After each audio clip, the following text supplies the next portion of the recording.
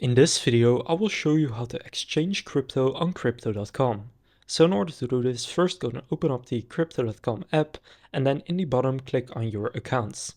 From here you will see your crypto wallet, so click on the drop down so that you will see all of your cryptocurrencies that you currently own.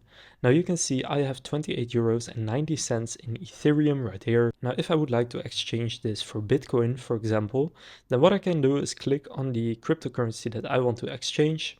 Then here click on sell, and now here make sure that it is set to crypto and not to cash. So in this case I will again go with Bitcoin, so select the cryptocurrency here that you would like to exchange for.